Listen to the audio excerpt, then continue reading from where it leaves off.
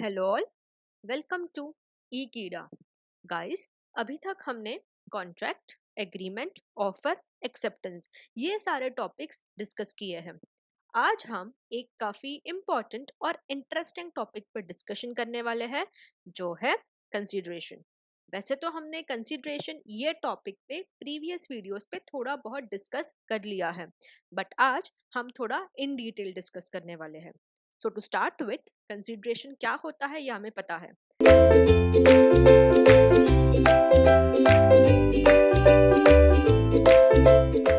Something in return is consideration. Again, something is return मतलब क्या, कि जो दोनों पार्टीज है, दोनों पार्टीज को रिटर्न में कुछ ना कुछ मिल रहा है। रिटर्न में दोनों को कुछ तो बेनिफिट हो रहा है। वो कुछ ना कुछ मिलना, वो बेनिफिट होना, वही हमारे लिए कंसीडरेशन है। अब वो बेनिफिट जो है वो मॉनेटरी भी हो सकता है, नॉन मॉनेटरी भी हो सकता है। तो चाहे वो मॉनेटरी हो या नॉन मॉनेटरी हो, हमारे लिए वो कंसीडरेशन ही होगा। सो अब देखते हैं कि लॉ में कंसीडरेशन को कैसे डिफाइन किया है।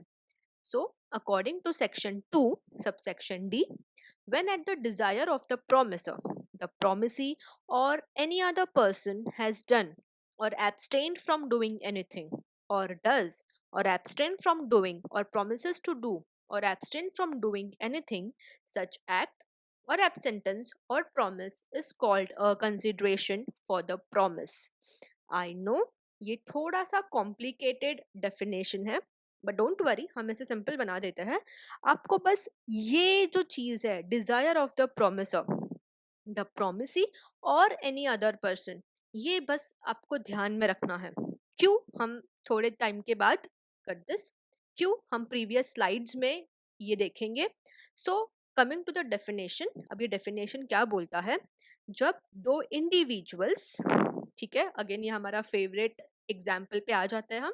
जब दोनों इंडिविजुअल्स जो प्रोमिसेस करते हैं एक दूसरे को, ठीक है, और वो प्रोमिसेस के अगेंस्ट जो उनको बेनिफिट मिलता है, या प्रोमिसेस के अगेंस्ट जो उनको कुछ ना कुछ मिल रहा है, वही कुछ ना कुछ या वही बेनिफिट को हम बोलेंगे कंसीडरेशन। जैसे एग्जाम्पल, यहाँ पे जेरी ने प्रॉमिस किया था सेलफोन देने का, और वो सेलफोन के बदले जेरी को मिल रहा है 15,000 रुपीज। तो ये 15,000 रुपीज हो जाएगा जेरी के लिए कंसीडरेशन, ठीक है। ऑन द अदर हैंड, जो दूसरी पार्टी है टॉम, वो क्या प्रॉमिस कर रही थी कि वो जेरी को रिटर्न में 15,000 रुपीज देगी। सो टॉम ने जब 15,000 रुपीज दिए जेरी को, जो प्रॉमिस फुलफिल किया है, उसके बदले उसे मिल रहा है सेलफोन। तो टॉम का कंसिडरेशन हो जाएगा सेलफोन। यही हमारा एग्जाम्पल भी कहता है, ठीक है। अब चलते हैं नेक्स्ट टॉपिक पे, जो है काइंड ऑफ कंसिडरेशन। कंसिडरेशन के टाइप्स बहुत ही सिंपल है। फर्स्ट हो जाता है प्रेजेंट कंसीडरेशन। ऑब्वियसली, अगर दोनों कर दिस, अगर दोनों चीजें प्रेजेंट में हो रही है, तो वो हो जाएगा हमारा प्रेजेंट कंसीडरेशन। इसका बेस्ट एग्जांपल है कैश सेल्स, ठीक है। तो नेक्स्ट आ जाते हैं पास्ट कंसीडरेशन। ऑब्वियसली नाम से ही समझ में आ रहा है कि पास्ट में हो चुका है, तो पास्ट कंसीडरेशन। नेक्स्ट है फ्यूचर कंसीडरेशन। ऑब्वियसली फ्यूचर में होने वाला है, तो फ्यूचर कंसीडरेशन। अब यहाँ पे आता है जो इम्पोर्टेंट है, इल्यूजनरी कंसिडरेशन। अब ये पॉइंट क्या बोलता कर दिस, अब ये पॉइंट क्या बोलता है कि हमारा जो कंसिडरेशन है वो इल्यूजन्स में नहीं होना चाहिए। कंसिडरेशन रियल होना चाहिए। कंसिडरेशन की कुछ तो वैल्यू होनी चाहिए। अब अगेन यहाँ पे एक ट्विस्ट है। जब मैं बोल रही हूँ कि कंसिडरेशन की वैल्यू होनी चाहिए, तो वो मार्केट वैल्यू भी हो सकती है, या हमारे हिसाब से भी वैल्यू हो सकती है, ठीक है। जैसे एग्जाम्पल, अगर एक सेलफोन है जिसकी मार्केट वैल्यू 15,000 है, बट मैं वो सेलफोन, सपोज कि वो सेकेंड हैंड होगा, या अगर मुझे बेचना ही है सेलफोन वो, तो मैं वो सेलफोन 5,000 रुपीज में बेच रही हूँ, ठीक है। यहाँ पे वैल्यू हमारे हिसाब से भी हो सकती है, मार्केट वैल्यू भी हो सकती है, या प्रीमियम वैल्यू भी हो सकती है, बट कुछ तो वैल्यू होना ये जरूरी है। इल्यूजन्स में नहीं होना चाहिए। इल्यूजन का बेसिक मीनिंग है हवा में नहीं होना चाहिए, ठीक है। फिर आ जाते हैं नेक्स्ट पे, जो है अनलॉफुल कंसिडरेशन। ऑब्वियसली हम लॉ पढ़ रहे हैं, तो हमें लॉ के जो रूल्स रेगुलेशंस है, लॉ के दायरे में ही काम करना है, ठीक है। जो अनलॉफुल है, वैसा कंसिडरेशन नहीं होगा। अगर अनलॉफुल कंसिडरेशन होगा तो हमारा जो कॉन्ट्रैक्ट है वो भी वॉइड हो जाएगा।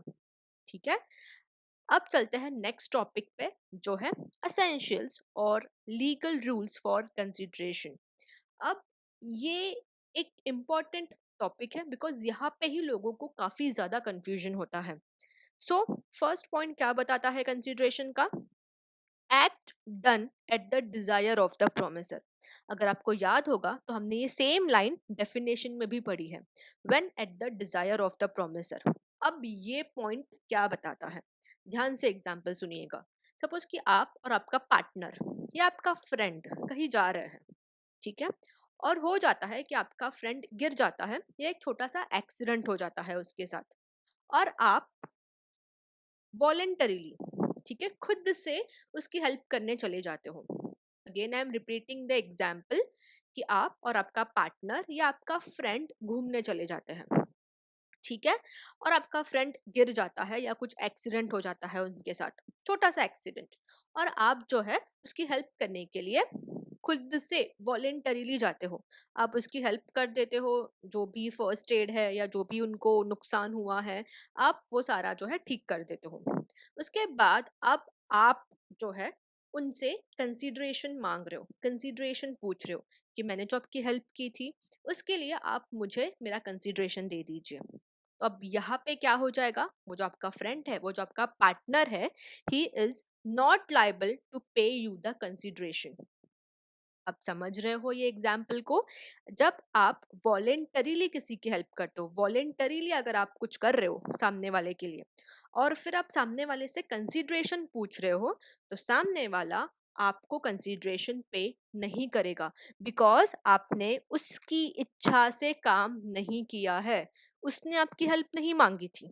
ठीक है, आप वॉलेंटरीली उसकी हेल्प करने गए थे, तो उसके डिजायर से वो काम नहीं हुआ है। ठीक है, तो अगर उसके डिजायर से वो काम नहीं हुआ है तो वो लाइबल नहीं है पे करने के लिए।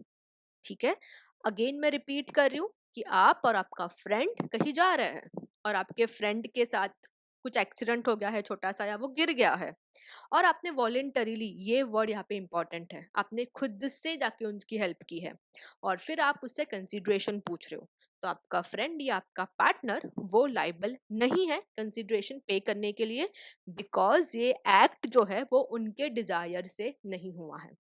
सो कंसिडरेशन हम तभी पे करेंगे जब वो प्रोमिसर के डिजायर से आया होगा। ठीक है, आई होप ये पॉइंट क्लियर हुआ होगा आपका। नेक्स्ट आते हैं, कंसिडरेशन में मूव फ्रॉम एनी पर्सन।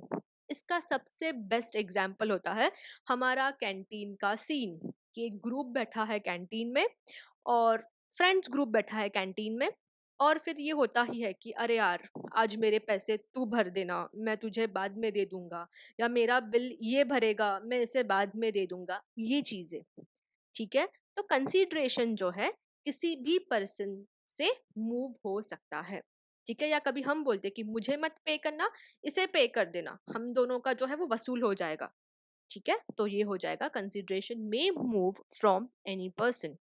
फिर आ जाते हैं past, present and future. Obviously ये हमने प्रीवियस स्लाइड में डिस्कस कर लिया है कि कंसीडरेशन पास्ट भी हो सकता है, प्रेजेंट भी हो सकता है, फ्यूचर भी हो सकता है। फिर आता है फोर्थ पॉइंट पे, सम वैल्यू। ये भी हमने डिस्कस कर लिया कि कंसीडरेशन जो है वो इल्यूजन्स में नहीं होना चाहिए, उसकी कुछ तो वैल्यू होनी चाहिए, चाहे वो मार्केट वैल्यू हो, डिस्काउंट वैल्यू हो या प्रीमियम वैल्यू हो, बट वैल्यू होना ये जरूरी है। ठीक है, फिर चलते हैं नेक्स्ट पॉइंट पे, वो है रियल नॉट इल्यूजनरी। ऑब्वियसली ये भी हमने डिस्कस किया कि जो कंसीडरेशन है वो रियल होना चाहिए, इल्यूजन्स मतलब हवे में नहीं होना चाहिए। फिर आते हैं something other than the promisor's existing obligation. अब ये इंपॉर्टेंट है, ऑब्लिगेशन मतलब क्या, हमारी ड्यूटी, हमारी रिस्पॉन्सिबिलिटी। सो अगर हम अपनी रिस्पॉन्सिबिलिटी और कट दिस, अगर हम अपनी रिस्पॉन्सिबिलिटी या अपनी ड्यूटी निभा रहे हैं, जैसे सपोज कि मेरे यहाँ पे अगर कोई एम्प्लॉय है या कोई एक मेड है जो काम कर रही है, और पूरे महीने काम करने के बाद जो मंथ एंड आता है मैं उसको सैलरी दे रही हूँ या मैं उसको पे कर रही हूँ, तो तो वो कंसिडरेशन नहीं है, वो मेरी ड्यूटी है, वो मेरी ऑब्लिगेशन है, वो मेरी रिस्पॉन्सिबिलिटी है। सो मैं अपनी रिस्पॉन्सिबिलिटी या अब आ जाते हैं नेक्स्ट पॉइंट पे, जो है something other than promisor's existing obligation. अब ये एक इम्पॉर्टेंट पॉइंट है यहाँ पे। प्रोमिसर्स की जो ऑब्लिगेशन है, ऑब्लिगेशन मीनिंग उनकी रिस्पॉन्सिबिलिटी या उनकी ड्यूटी, उनको कट दिस, उनकी रिस्पॉन्सिबिलिटी या उनकी ड्यूटी को वो कंसिडरेशन नहीं बोल सकते। जैसे आप एक एग्जाम्पल लेते हैं, हम सपोज कि कोई एक इंडिविजुअल है जिसकी एक मेड है, ठीक है, और वो मेड जो है पूरा महीना काम कर रही है, और मंथ एंड जो लास्ट डे है उस दिन वो इंडिविजुअल वो मेड को पे कर रहा है। अब ये जो पे कर रहा है ये कंसिडरेशन नहीं है, बिकॉज ये वो इंडिविजुअल है, उसकी वो ड्यूटी है, ठीक है। वो मेड ने पूरा महीना काम किया है उनके घर पे, so obviously maid is liable to get the salary, या जो भी पे मिल रहा है उनको, वो मेड की लाइब कट दिस, मेड उसके लिए लाइबल है, ठीक है। और वो इंडिविजुअल की ये ड्यूटी है, ये उसकी ऑब्लिगेशन है, ठीक है। तो हमारी ऑब्लिगेशन और हमारी ड्यूटी को हम कंसीडरेशन नहीं बोल सकते। लास्ट आ जाता है लॉफुल। ऑब्वियसली कंसिडरेशन जो होगा वो लॉफुल ही होना चाहिए, अनलॉफुल नहीं होना चाहिए। गाइस एक क्विक रिवीजन कर लेते हैं हम असेंशियल्स का, बिकॉज ये बहुत ज़्यादा इंपॉर्टेंट है। फर्स्ट क्या बोला मैंने? Act done at the desire of the promisor. Promisor अगर आपको बोलता है और फिर अगर आप वो काम करते हो, तभी ही आप प्रोमिसर को बोल सकते हो कट दिस। तो फर्स्ट पॉइंट क्या बोलता है? Act done at the desire of the promisor. Obviously हमने एक एग्जाम्पल देखा था, तो यहाँ पे अगर प्रोमिसर आपको बोलता है उसके बाद अगर आप वो काम करते हो, तो ही प्रोमिसर लाइबल है आपको कंसिडरेशन पे करने के लिए। अगर प्रोमिसर ने नहीं बोला है, आप खुद से वो काम कर रहे हो, तो यहाँ पे आप प्रोमिसर को पे करने के लिए या कंसिडरेशन देने के लिए नहीं बोल सकते, ठीक है। वही ये पॉइंट बोलता है। नेक्स्ट पॉइंट क्या बोलता है? Consideration may move from any other person. Again यहाँ पे एक एग्जाम्पल लेते हैं, हम सपोज कि 3 फ्रेंड्स है, ठीक है, फ्रेंड ए, फ्रेंड बी और फ्रेंड सी। फ्रेंड ए और फ्रेंड बी जो है वो कॉन्ट्रैक्ट के पार्टीज है, उन दोनों में कुछ लेन देन हुई है, ठीक है। अब यहाँ पे क्या हो जाता है कि ए को, जो है फ्रेंड ए है, उसे फ्रेंड बी को पे करना है, और फ्रेंड बी को कट दिस, तो फ्रेंड बी क्या बोलता है कि काम करियो, मुझे पे करने से बेटर है जो फ्रेंड सी है उसे पे कर देना, उसे में भी जरूरत होगी, या हम दोनों का पहले का कुछ उधार है तो मुझे वैसे ही इसको पे करना था। सो रीजन कुछ भी हो सकता है, बट बी ने यहाँ पे क्या बोला ए को कि मुझे मत पे करियो, सी को पे कर दीजिए, ठीक है। अब सी यहाँ पे पार्टी नहीं है, बट स्टिल सी को कंसिडरेशन मिल सकता है, मिल सकता है। मे मूव फ्रॉम एनी पर्सन। अगर वो प्रोमिसी यहाँ पे बोल रहा है कि मेरे बदले इन्हें पे कर दो, तो ऑब्वियसली हमें उन्हें पे करना है, ठीक है। फिर आ जाते हैं consideration could be of past, present and future. फिर आते हैं नेक्स्ट पॉइंट पे, जो है ऑब्वियसली कंसिडरेशन की कुछ ना कुछ वैल्यू होना जरूरी है। फिर कंसिडरेशन रियल होना चाहिए, इल्यूजनरी नहीं होना चाहिए। कंसिडरेशन जो है वो प्रोमिसर्स के ऑब्लिगेशन से अलग होना चाहिए। हम हमारी ऑब्लिगेशंस को, हमारे ड्यूटीज को कंसिडरेशन नहीं बोल सकते।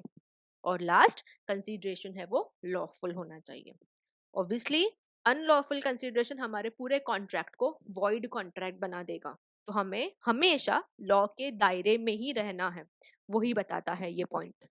So, guys, with this, we'll end this session here. Stay safe, stay home, stay happy, and have got this. Stay safe, stay home, and happy learning. Thank you.